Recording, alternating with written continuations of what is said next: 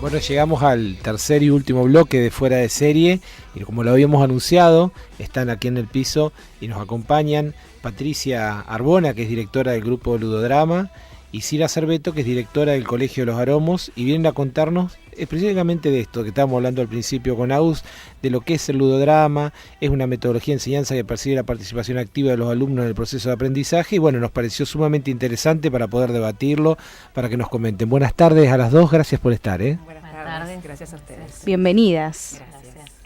Bueno, cuéntanos un poco qué es esto, porque decíamos al principio, el ludodrama, da para interpretar tantas cosas cuando uno dice ludodrama. ¿Qué es realmente esta metodología? No es una metodología, la idea es lo que uno va predicando. Estamos en un periodo de transición donde las metodologías activas y todos los recursos del siglo XXI nos están diciendo que la escuela de hoy ya no va. Entonces se genera la necesidad de tener otras alternativas que respondan a las necesidades del alumno y a sus características. ¿Por qué? Porque hoy el alumno no se tiene en cuenta en la escuela tradicional. Y lo que nosotros necesitamos es enfocar el aprendizaje desde el alumno, no desde la enseñanza o del profesor, que eso es lo que domina la escuela tradicional. Nos damos cuenta que ha sido un fracaso esto y muchas veces lo pasamos por alto o no lo vemos y estamos en una necesidad de cambio porque estamos utilizando una metodología que tiene 200 años. Si bien en su momento fue excelente, todo ha cambiado y bueno, nosotros tenemos que ayornarnos a esos cambios. La idea es darle participación activa al alumno para que experimente y no sea un ser pasivo como han sido generaciones. Bien, un poco en la entrevista que incluso les hizo el diario El Norte, en el marco de la jornada, proponían esto en lo que tiene que ver con el rol activo, que el alumno, más allá de esperar la respuesta en el alumno, que le fomenten la pregunta, la inquietud, ¿no? Bueno, exactamente, es que el aprendizaje no es a través de la respuesta, es a través de la pregunta. De 0 a 4 años, el ser humano conoce el mundo a través de la pregunta, pero cuando se escolariza, le empiezan a pedir respuestas y la pregunta queda de lado. Entonces la idea es que al hacer él la pregunta se involucra. Al involucrarse despierta la curiosidad. Entonces entra en el camino del conocimiento, experimentando, investigando y llegando a respuestas por su propio camino. Y el profesor obviamente que se transforma en un facilitador. Es un poco viéndolo desde la práctica el periodismo, que estamos todo el tiempo haciéndonos preguntas de temas y por qué, y cuándo, y es como la edad de los por qué eternas, y la verdad es que es súper nutritivo, uno lo ve desde el lado de la profesión, pero es muy enriquecedor. Muy sí. enriquecedor y teniendo en cuenta que nosotros estamos preparando, hablo desde el lado como directora de nivel secundario, estamos preparando alumnos o para el mundo laboral o para el mundo de un nivel terciario o universitario, donde las metodologías también están cambiando y donde sabemos que los nuevos jefes están pidiendo que los alumnos tengan habilidades blandas. Esto de trabajar en equipo, empatía, solidaridad, todo esto está puesto sobre la mesa y lo tenemos que enseñar desde la escuela, no cuando ya se fueron a los 17, 18 años del nivel secundario.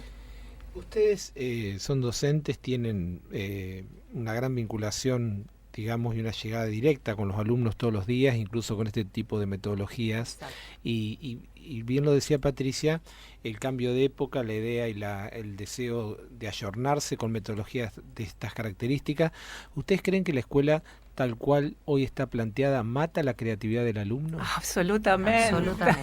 Ese es el problema que tenemos. Si bien hay escuelas, donde incluyo la Escuela de los Aromos, ya hace años que estamos trabajando y hay otras escuelas que están trabajando de esta manera, nosotros hacemos mucho hincapié en arte, en la expresión, por ejemplo, con música, fotografía este año, deportes como hockey o fútbol, donde el alumno, si bien está como jugando, está aprendiendo. Está aprendiendo en un espacio diferente a la currícula que nos manda el Estado. Hoy justamente tuvimos una reunión que el Estado te manda los contenidos mínimos a desarrollar, pero te pone un piso, no hay techo. Entonces vos podés experimentar dentro de tu aula lo que quieras. Bueno, eso es bueno. Exactamente, no hay un techo. El techo se lo pone el docente. Bien. El problema también está es como siempre, el docente que te toque es de suerte. Cuando yo era chica, mi mamá me decía, tuvimos suerte con esta señorita y no con otra, y resulta que se viene repitiendo año tras año y generación en generación.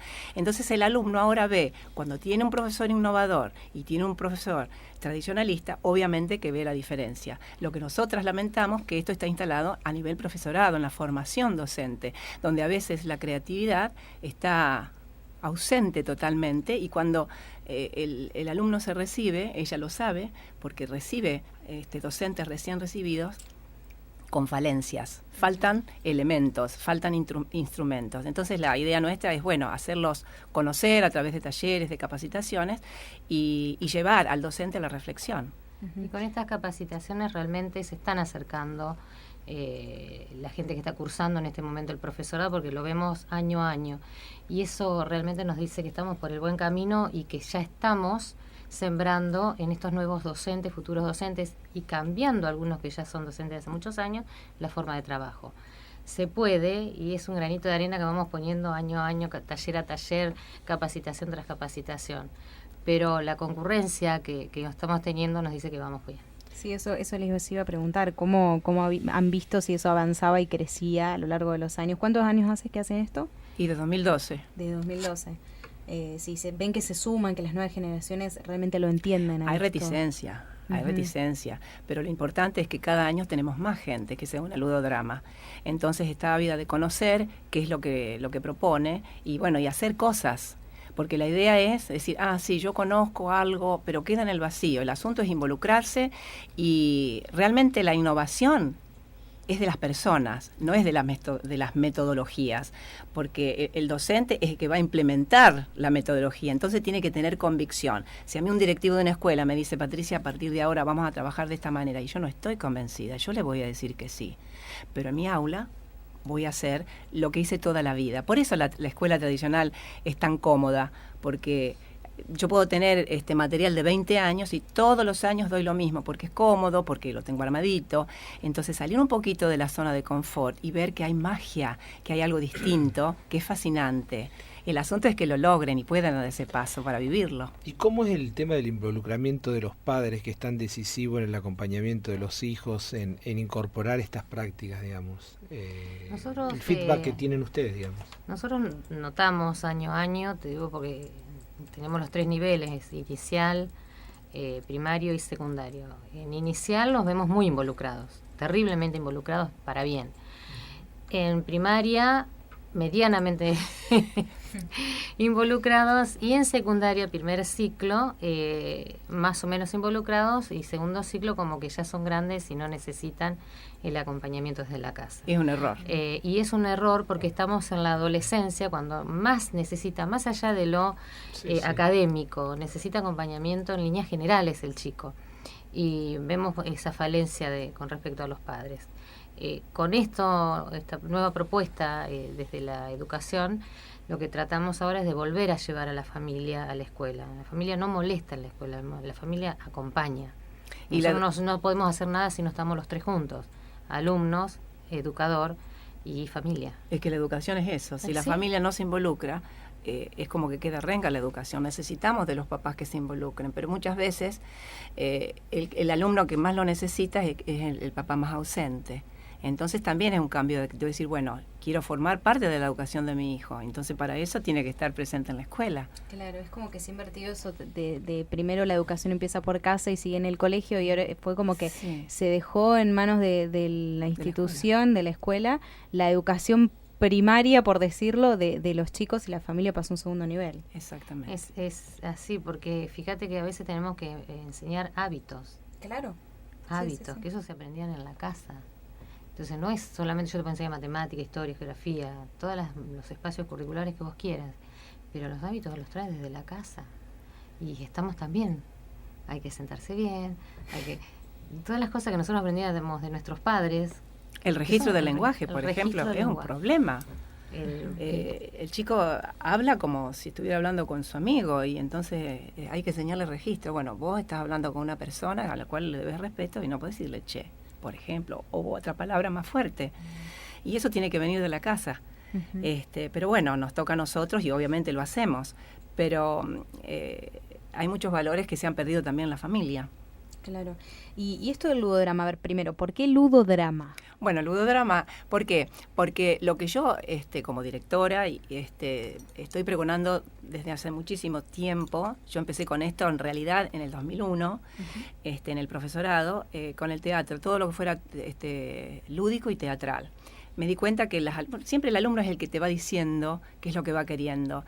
Y yo me daba cuenta que mis estrategias estaban haciendo un poquito de agua. Y ellas, no que me dijeron verbalmente, Patricia, queremos tal estrategia, sino que digo, bueno, voy a probar con esto. Me fue de maravillas, porque realmente dejó huella al involucrarse ellas en el juego lúdico, en lo teatral. Después hacían obras al final, donde había una motivación inmensa porque hacían unos trajes,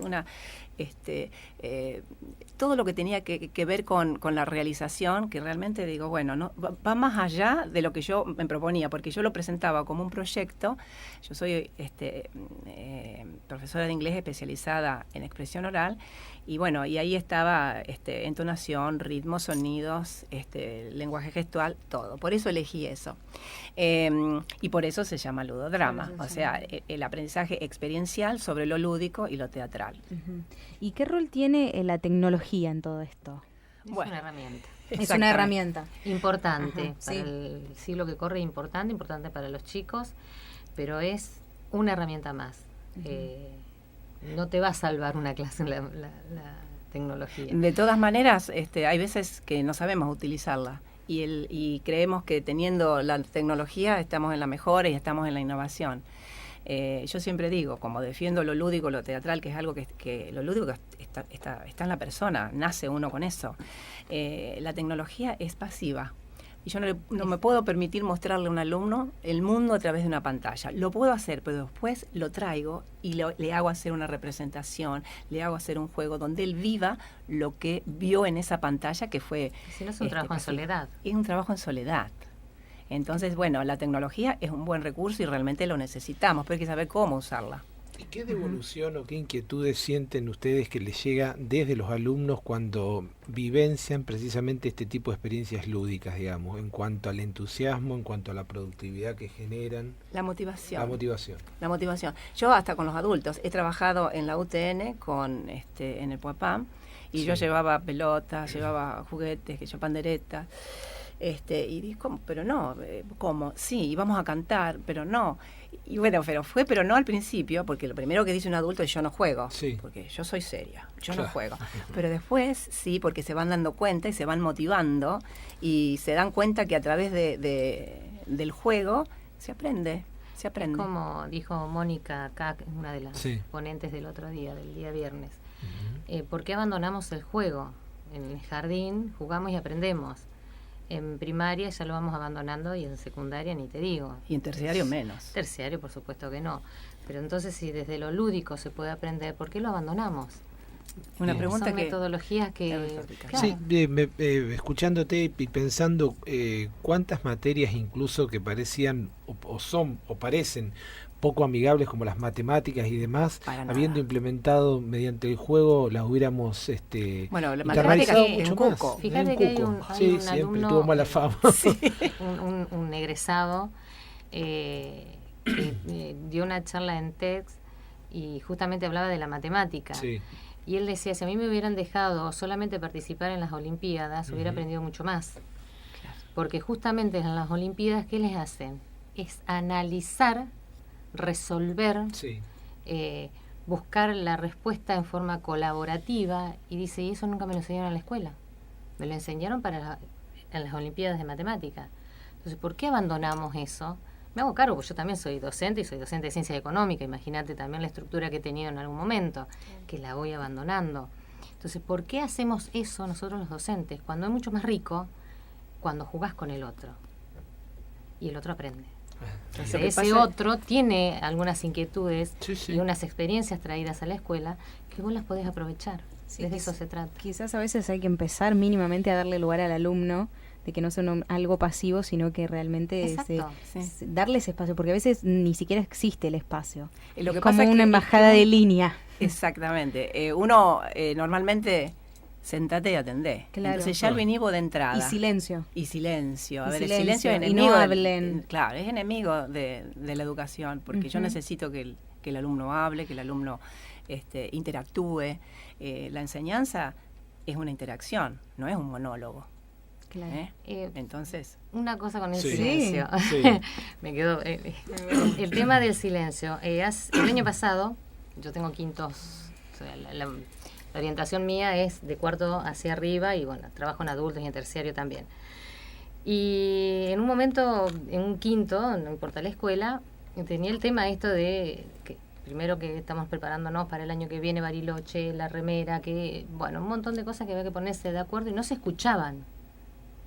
Entonces yo en una clase entro y era un desorden porque estaban en el recreo, bueno, nos hago callar, empezamos con la clase, otra vez porque se gritan y no se escuchan. Entonces a la clase siguiente, ¿qué hago? Gestión organizacional. A ver, si vos sos empleado tenés que saber escuchar y si vos sos jefe también tenés que saber escuchar. Entonces hicimos el rey del silencio. El rey del silencio era arriba de una mesa una silla. Ese era el rey. Aquel que no respetaba los tiempos nunca podía ser rey. Ajá. Entonces tenía que acercarse de tal manera al rey sin hacer ruidos para que el rey pudiera hablar con él. Si no, no podía hablar. ahí lograste el silencio. Claro, entonces la idea era... A ver, el rey en realidad era una figura que me proporcionaba a mí la posibilidad de hacerles entender que hay que escucharse. Para eso es el silencio. Yo no puedo compartir con vos nada si no te escucho, no te puedo conocer si no te escucho. Bueno, pero yo me refería a otro tipo de silencio. No, el silencio de la sí, clase, sí, vos claro, decís, hablamos escúchenme, de otra cosa, es sí. otra cosa, escúchenme. Claro. A Sí, mí sí, docente, es muy claro. yo soy el dueño de la verdad. No, eso Claro. no. Claro. Entonces, por eso te digo, el silencio desde el lugar, yo te escucho, yo te entiendo, me interesa lo que vos decís, es importante. Claro, por supuesto, sí. Ahora, el silencio que es el docente para decir, cállense la boca y escúchenme a mí porque yo soy el dueño de la verdad. Es terrible. Y ya no existe. Y el alumno no pregunta muchas veces porque tiene miedo. Claro. Y ese miedo se instala y está hasta que termina su formación a nivel superior.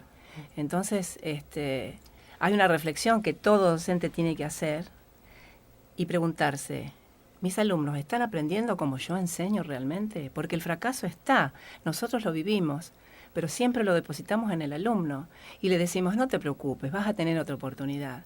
Y yo creo que cuando el fracaso es importante, yo me tengo que replantear, algo estoy haciendo mal. Pero la culpa siempre la tiene el alumno. Entonces ellos no tienen el derecho a hablar porque tienen miedo, porque dicen, no, después me va a tener bronca, no me va a aprobar nunca.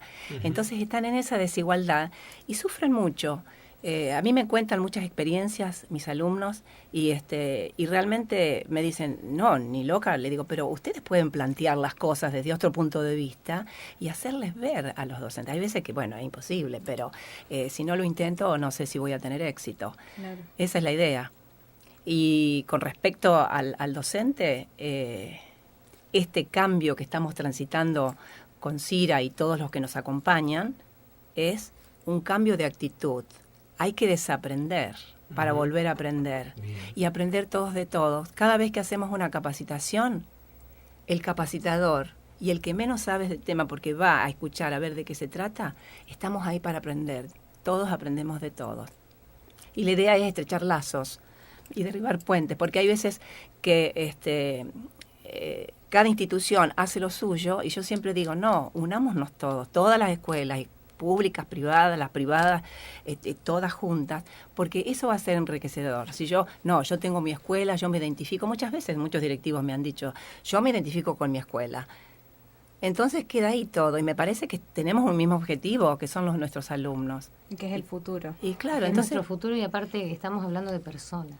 Sí, tal cual. por eso es tan seres delicado. humanos que están ahí y no porque quieren estar, Claro. sino porque el sistema los obliga. Entonces, nos podemos divertir todos aprendiendo. Interesantísimo, ¿eh? Muy interesante. Y les pregunto, ¿cuál es el nivel de adhesión que hay en este momento, digo, a las cuestiones de precisamente estas metodologías del ludodrama, para inscribirse, por ejemplo, no sé, en la Escuela de los Aromos, por ejemplo? Bueno, me toca justo. Nosotros hace varios años ya que estamos trabajando con este tipo de metodologías. Ya te digo, tenemos a la tarde las materias cocurriculares, que también está inglés. En inglés también estamos dándole una vuelta de tuerca para ver cómo hacemos para que el alumno hable, porque lee, escribe, ¿sí? Puede interpretar una oración, pero no quiere hablar. La metodología hay que cambiar. Exactamente, es lo que estamos tratando ahora de encontrarle la vuelta a esto que es el idioma. Que es... Además siempre el inglés fue medio un tabú porque del 90% de los chicos dicen, no me gusta inglés, odio el inglés, no quiero ir inglés. Pero todo depende de cómo se lo presentes. Pero por eso, yo lo noto. Pero, sí, que es así. Y volvemos al nivel inicial. ¿Por qué aprenden los niños? A través de las canciones. Claro, del juego, del de la juego. diversión. Del involucre. Sí. Entonces, siendo parte.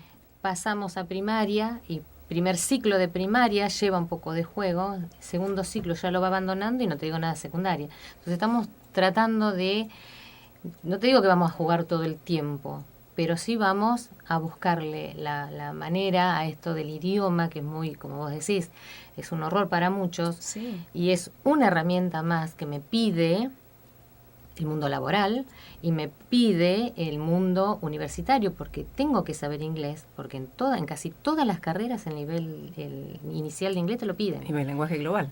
Entonces, Claro. sí o sí yo tengo que saber idiomas. Entonces, desde ese lugar tenemos que conquistar al papá para que él haga la bajada a la familia, decir, es importante también el idioma.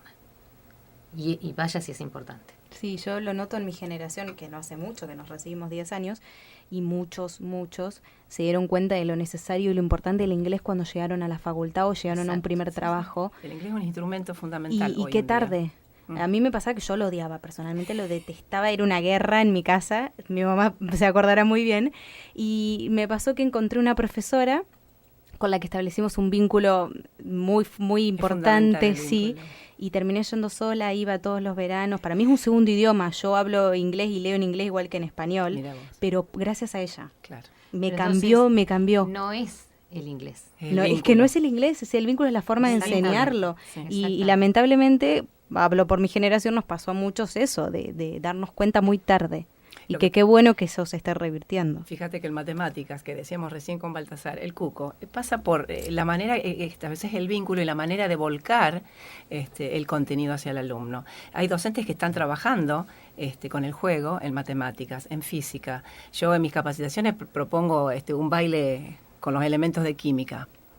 Y bueno, y funciona. O chistes, trabajar con el chiste. Me he aprendido un montón de chistes de química, que bueno, no sé de química, pero bueno, se ríen los profesores que son de física o de química.